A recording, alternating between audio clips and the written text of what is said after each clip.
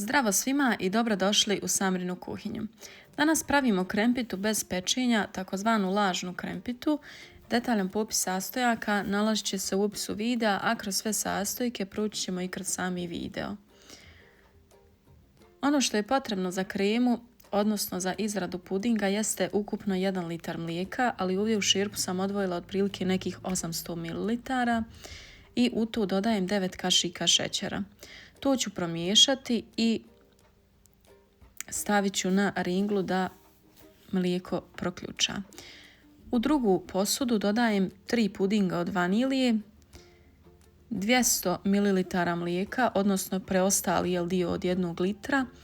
To ću promiješati i nakon što mlijeko prokuha, ovu smjesu ću dodati u mlijeko i klasično napraviti puding kao i obično po uputstvu sa vrećici. Mlijeko je prokuhalo, u to dodajem pripremljenu smjesu od pudinga i to ću miješati par minuta dok ne dobijem finu i gustu smjesu, odnosno puding. To ću prebaciti u drugu posudu kako bi se lakše ohladilo. Prekrću prozirnom folijom i ostavit ću da se ohladi prije nego što dodam vrhnje za šlag.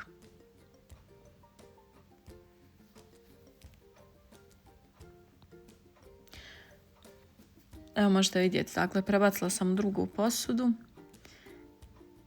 i ostavite to da se ohladi.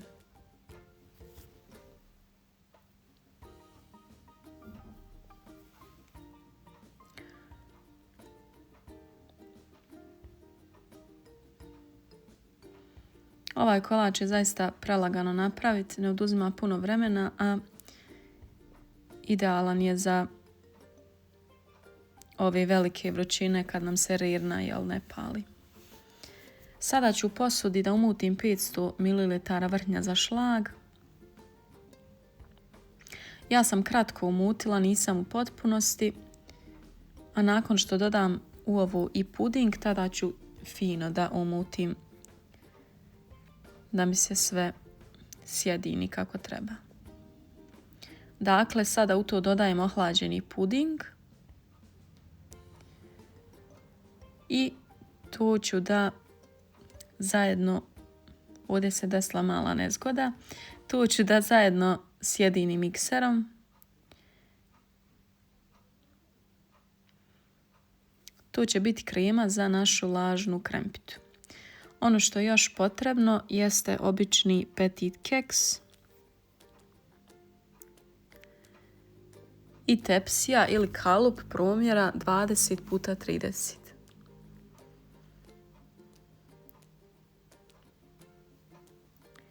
Ovo sam sve fino umutila dok se nije sve fino sjedinilo.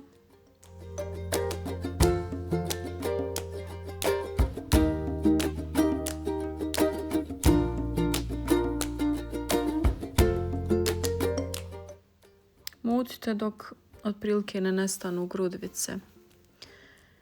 Sada u tepsiju redam dole na dno jedan red keksa koji prije toga kratko namočim u mlijeko.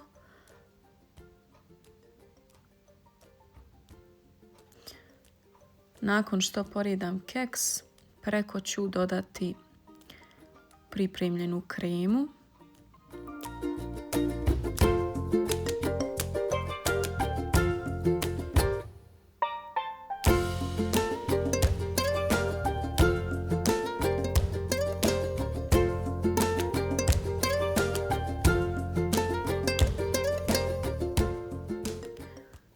Kremu ću ravnomjerno rasporediti preko prvog sloja keksa, a odozgo ću još dodati jedan red keksa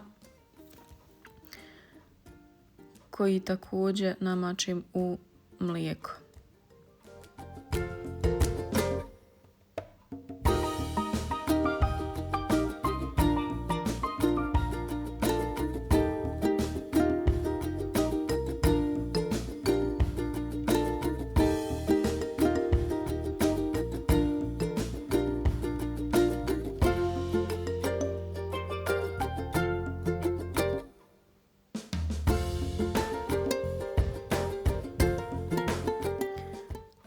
Dodajem još jedan red keksa.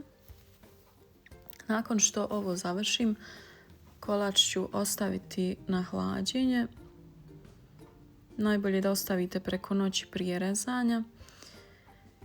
I preporučujem prije serviranja da odozgo dodate šećer u prahu.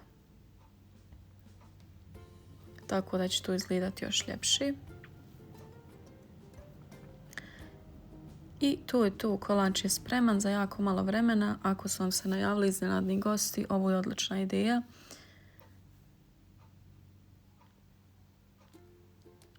Obavezno isprobajte ovaj recept, nećete se pokajati.